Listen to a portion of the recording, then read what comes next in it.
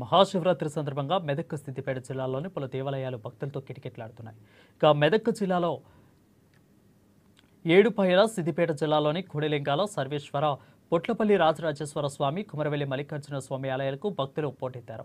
హరహర మహాదేవ శంభో శంకర ఓం నమో శివాయ అంటూ శివనామ స్మరిస్తూ భక్తులు శివపార్వతం దర్శించుకుని మొక్కులు చెల్లించుకున్నారు. వాగర్థ వివ సంపృక్తో వాగర్థ ప్రతిపత్తే జగత పితరో వందే పార్వతీ పరమేశ్వరు.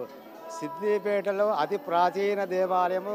సిద్దిపేటకు తూర్పు భాగమున దాదాపు 400 సంవత్సరాల క్రితము ఘట్టబెల్లి శరభారాధ్యుడనే ఆరాధ్యుడు దేవాలయం నిర్మించి 12 సంవత్సరాలు తపస్సు గావించి దేవాలయంలో అన్నపూర్ణ విశాలాక్షి సమేతంగా విశ్వేశ్వర స్వామి వారి ప్రతిష్ట గావించింది.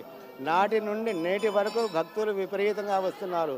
ఈ దేవాలయంలో ఈ మహాశివరాత్రి సందర్భంగా ఉదయం 5 గంటల నుండి మహాన్యాసపూర్వక గణపతి పూజ, మహాన్యాసపూర్వక రుద్రాభిషేకము, రాత్రి లింగోద్భవ కాలంలో విశేష అర్చనలు అభిషేకాలు జరుగును. రాత్రి 12 గంటలకు భక్తులచే గోపాలతో గోక్షీరం అంటే ఆవు పాలతో అభిషేకాలు నిత్యం జరుగును.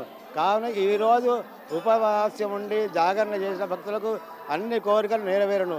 ఈ దేవాలయంలో ఎవరే కానీ భక్తులు ఏ కోరిక కోరినా కోరికలంటే ఒకటి సంతానం లేనివారు, వివాహం లేనివారు, తర్వాత ఆరోగ్యం లేనివారు, ఎలాంటి బాధలున్నా వారికి తక్షణమే స్వామివారు అనుగ్రహించి వాళ్ళ కోరిక నెరవేరుతారని సంప్రీతి.